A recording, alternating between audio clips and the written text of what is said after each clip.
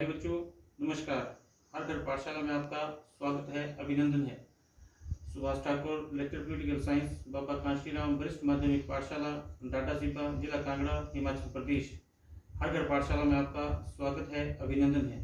प्यारे बच्चों, आज हम फिर पॉलिटिकल साइंस के भाग नंबर 2 कंटेम्प्रेरी वर्ल्ड पॉलिटिक्स समकालीन विश्व राजनीति के lesson number 7 US dominance in world politics समकालीन विश्व राजनीति में अमेरिकी वर्चस्व और इंडो अमेरिकन रिलेशन आफ्टर 1991 के बारे में पढ़ेंगे।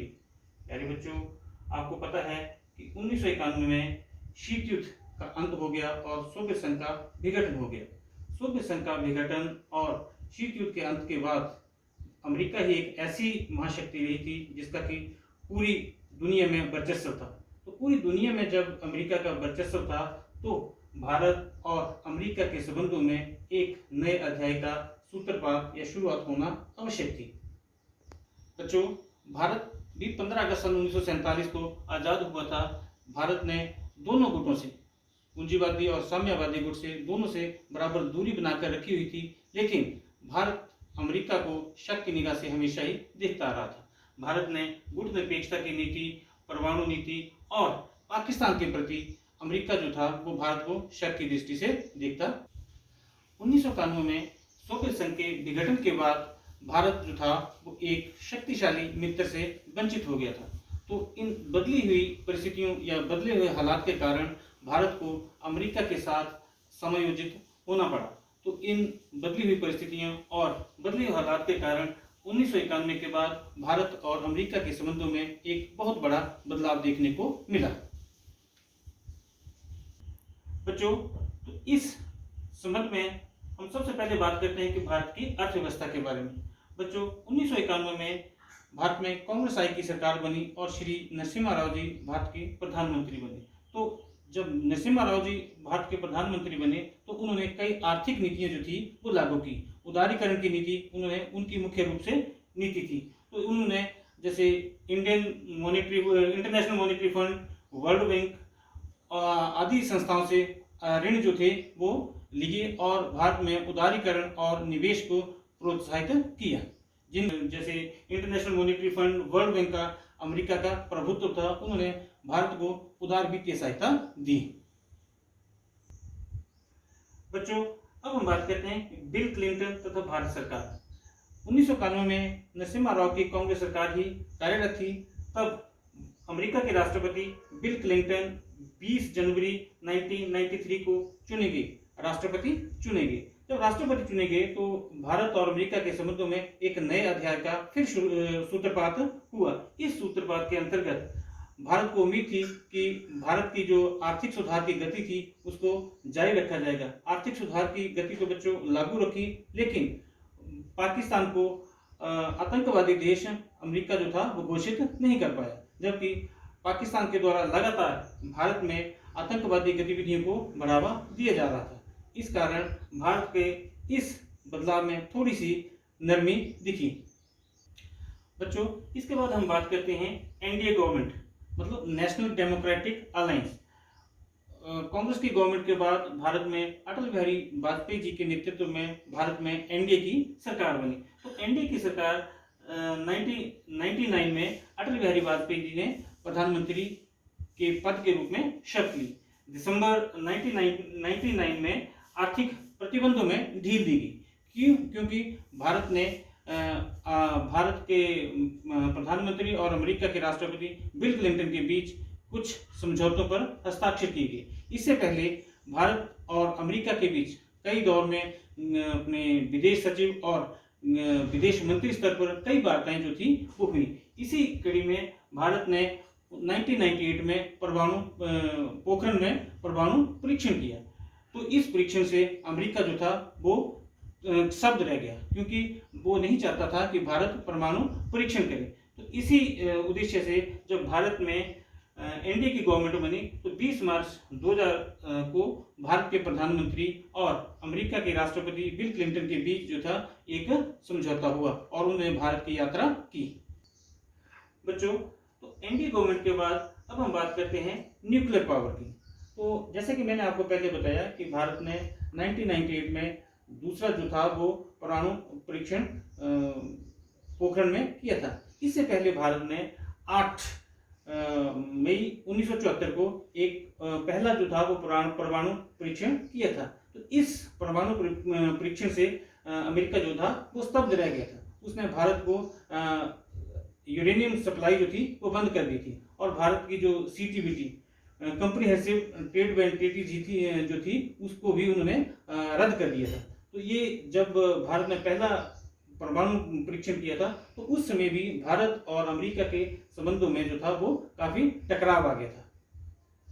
बच्चों, पहले परीक्षण से ही अपने जो 1974 में किया था उससे ही अमेरिका जो था खुश नहीं था, लेकिन 1998 में भारत ने 5 परमाणु परीक्षण पोखरण में किए, उससे अमेरिका जो था वो और ही भड़क गया भारत के प्रति, और भड़क गया। जब अमेरिका और बढ़ गया तो उन्होंने कई प्रकार के आर्थिक प्रतिबंध जो थे वो भारत पर गए, लेकिन तत्कालीन प्रधानमंत्री श्री अटल बिहारी वाजपेयी ने इन प्रतिबंधों को दरकिनार करते हुए विश्व को ये संदेश देने का प्रयास किया कि भारत जो है वो अपने परमाणु शक्ति का प्रयोग जो है वो शांतिमय तरीकों के लिए करेगा। किसी भी स्थिति में भारत जो है वो इसका सैनिक के लिए प्रयोग नहीं करेगा। तो अब बात करते हैं हम 11 सितंबर की घटना की। तो 11 सितंबर 2001 को अमेरिका के इतिहास में एक ऐसी घटना थी जिसको कि अमेरिका के इतिहास में एक काले दिवस के रूप में देखा जाता था। तो बच्चों, इस दिन जैसे कि मैंने पिछले लेक्चर में आपको बताया था कि 19 अलकायदा के आतंकवादी, जिनका कि सरगना ओसामा बिन लादेन पाकिस्तान और अफगानिस्तान के बीच छिपकर रहता था, और उस घटना इराक युद्ध की घटना का बदला लेने के लिए उन्होंने अमेरिका के 4 हवाई वायुयानों का जो था वो अपहरण किया, और अमेरिका के 2 ट्विन टावर्स, एक अमेरिका की जो सबसे सुरक्षित जगह थी पेंटागन, अमेरिका का रक्षा मंत्रालय, उस पर टकराया, और चौथा जहाज जो था वो उसको नहीं टकरा पाए और उस जहाज को उन्होंने खेतों में फेंक दिया। जब इतनी घटना से लगभग अमेरिका में 3000 नागरिक मारे गए, कई इमारतें जो थी वो वहां की नष्ट हो गई, और कई लोग जो थे वो जख्मी हो गए। इस घटना से अमेरिका जो था वो आतंकवाद के प्रति बहुत ही गुस्से में था, अमेरिकी लोगों में गुस्सा था, और अमेरिकी राष्ट्रपति ने इसे अपने सर्वनाश जो था वो आतंकवाद का सर्वनाश करने के लिए कह दिया था। तो जब बच्चों अमेरिका ने इस तरह की घटना की तो पश्चिमी देशों में आतंकवाद के विरुद्ध घटनाओं में और वृद्धि हो गई। बच्चों, 9/11 घटना के बाद जब आतंकवादी नहीं माने तो उन्होंने भारतीय पार्लियामेंट पर अटैक कर दिया। 13 दिसंबर 2001 को आतंकवादियों ने, पाकिस्तान समर्थित आतंकवादियों ने भारतीय पार्लियामेंट पर हमला करने की कोशिश की। इसके हमलावर जो थे वो संसद के अंदर तो नहीं पहुंच पाए, लेकिन संसद के बाहर उन्होंने काफी नुकसान किया, और हमारे जो थे वो कुछ सुरक्षाकर्मी जो थे वो मारे गए। इसमें जब भारत ने दबाव डाला कि पाकिस्तान को आतंकवादी देश जो है वो घोषित किया जाए, लेकिन अमेरिका जो था वो दोनों देशों से बराबर संबंध बनाए रखना चाहता था, और उसने पाकिस्तान को आतंकवादी देश घोषित नहीं किया। इसी दौरान भारत के प्रधानमंत्री श्री अटल बिहारी वाजपेयी ने सितंबर 2002 और सितंबर 2003 में अमेरिका की यात्रा की। बच्चों, एनडीए की गवर्नमेंट के बाद 2004 में जब भारत में चुनाव हुए तो भारत में यूपीए मतलब यूनाइटेड प्रोग्रेसिव अलायंस, संयुक्त प्रगतिशील गठबंधन की सरकार बनी, जिसका नेतृत्व डॉक्टर मनमोहन सिंह जी कर रहे थे, जो कि 1991 में नरसिम्हा राव की सरकार में भारत के वित्त मंत्री थे। बच्चों, जब श्री मनमोहन सिंह जी भारत के प्रधानमंत्री, भारत सरकार का नेतृत्व कर रहे थे, तो उसी दौरान 6 नवंबर 2010 को अमेरिका के राष्ट्रपति भारत की यात्रा पर आए। उन्होंने 8 नवंबर 2010 को भारतीय संसद को संबोधन किया और पाकिस्तान को आतंकवादी देश घोषित करने के लिए और आतंकवाद पर लगाम लगाने के लिए कहा गया, और भारत के साथ रक्षा, प्रौद्योगिकी और सांस्कृतिक, शिक्षा और कृषि के क्षेत्र में कई समझौतों पर हस्ताक्षर किए। बच्चों, अब हम बात करते हैं कंटेम्परेरी में भारत और अमेरिका के समकालीन भारत और अमेरिका के कैसे संबंध हैं। बच्चों, मई 2014 में भारत में एक नई सरकार बनी जिसका नेतृत्व भारत के लोकप्रिय प्रधानमंत्री श्री नरेंद्र मोदी जी के हाथों में आया। बच्चों, 1984 के बाद भारत में 2014 में पहली बार भारत में सशक्त सरकार बनी जिसका कि पूर्ण बहुमत की सरकार। इससे पहले जितनी भी सरकारें बनी वो अल्पमत की सरकारें रही या गठबंधन की सरकारें रही, लेकिन पहली बार भारत में 2014 में प्रधानमंत्री नरेंद्र मोदी के नेतृत्व में एक पूर्ण बहुमत की सरकार बनी जिसका कि पूरे विश्व में स्वागत किया गया और भारत का दबदबा जो था वो पूरे विश्व में कायम होने लगा। तो बच्चों, इसमें प्रधानमंत्री श्री नरेंद्र मोदी जो थे उनको अमेरिका के राष्ट्रपति ने अपना निमंत्रण पत्र भेजा और सितंबर 2014 में वो अमेरिका गए। वहां पर उन्होंने परस्पर सहयोग, रक्षा और पारस्परिक सहयोग के कई विषयों पर हस्ताक्षर किए। उन्होंने अमेरिका के राष्ट्रपति को भारत आने का निमंत्रण दिया और वो सितंबर 2015 में अपने भारत आने का निमंत्रण दिया गया और अगस्त 2015 में उन्होंने भारत में स्वतंत्रता दिवस पर वो मुख्य अतिथि के रूप में आए। तो बच्चों, बराक ओबामा के बाद वहां पर राष्ट्रपति डोनाल्ड ट्रंप बने। तो डोनाल्ड ट्रंप और भारतीय प्रधानमंत्री श्री नरेंद्र मोदी के बीच बहुत बढ़िया अंडरस्टैंडिंग थी। इन्होंने भारत और अमेरिका के संबंधों का एक नया युग शुरू हुआ। तो डोनाल्ड ट्रंप के बाद जब अमेरिका में चुनाव हुए तो अमेरिका में वहां पर बाइडेन जो थे वो अमेरिका के 46वें राष्ट्रपति चुने गए। बच्चों, अब हम बात करते हैं कि 1, 2, 3 न्यूक्लियर डील, जिसको कि आप अखबारों में, टीवी पे सुनते होंगे कि 1, 2, 3 या न्यूक्लियर डील है क्या। तो बच्चों, जब मनमोहन सिंह जी भारत के प्रधानमंत्री थे तो 18 जुलाई 2005 को डॉक्टर मनमोहन सिंह अमेरिका की यात्रा पर गए और उन्होंने इस उद्देश्य की, उनका मुख्य उद्देश्य जो था वो अमेरिका प्रशासन को भारत की परमाणु शक्ति का दर्जा जो था वो हासिल करना था और उनके जो शंकाएं थी, परमाणु ऊर्जा के संबंधित जो अमेरिका को भारत के प्रति शंकाएं थी, उनका निराकरण करना था। बच्चों, हम बात करते हैं कि जब US president, United state America के प्रेसिडेंट जो थे वो भारत आए और एटॉमिक एग्रीमेंट पे हस्ताक्षर किए थे।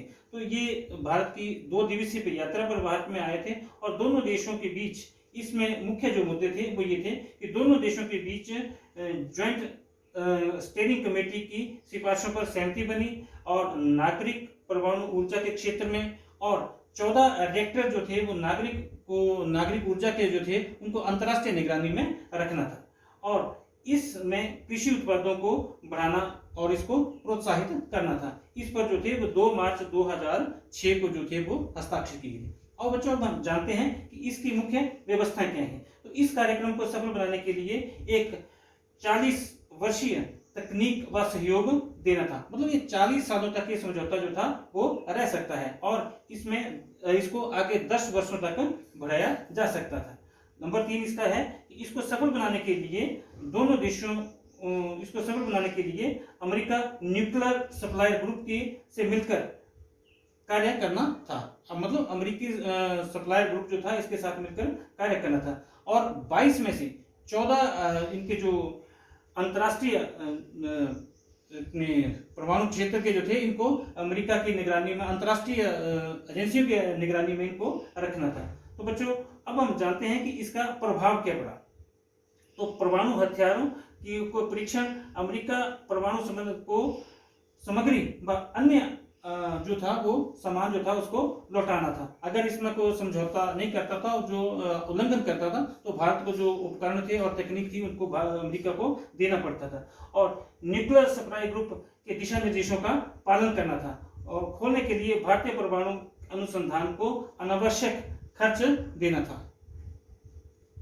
बच्चों, अब हम जानते हैं कि 1, 2, 3 या न्यूक्लियर डील का भारत को क्या लाभ है। तो बच्चों, सबसे पहले भारत को यह लाभ रहा कि अपनी ऊर्जा क्षेत्र की जितनी भी आवश्यकता है उनको पूर्ति करने में भारत को लाभ होगा। नंबर 2, भारत जो था वो 2020 तक 20,000 मेगावाट जो था वो अतिरिक्त बिजली का लक्ष्य जो था वो भारत इसको हासिल कर सकेगा। नंबर 3 पे भारत को यह लाभ रहा कि भारत अपने असैनिक परमाणु कार्यक्रम के लिए न्यू टेक्नोलॉजी से परमाणु रिएक्टरों में प्रयुक्त ईंधन जो था वो भारत को मिलना आसान हो जाएगा। और नंबर 4, भारत में सस्ती बिजली मिलेगी और जिसका कि प्रयोग भारत अपने विकास और टेक्नोलॉजी और ऊर्जा के लिए जो है वो कर सकेगा। बच्चों, ये समझौता जो था ये अमेरिकी सेनेट ने नवंबर 2006 में 12 के मुकाबले 85 मतों से हासिल किया और इसको जो था वो 18 दिसंबर 2006 को अमेरिकी राष्ट्रपति के द्वारा हस्ताक्षर किया गया।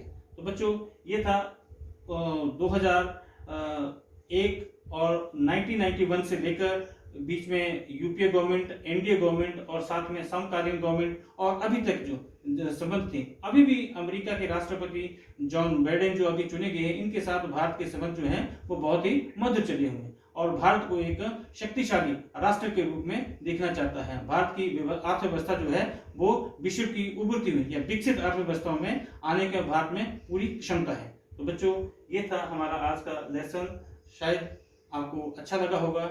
इन्हीं शब्दों के साथ अगले लेसन में हम फिर मिलेंगे। धन्यवाद। जय हिंद।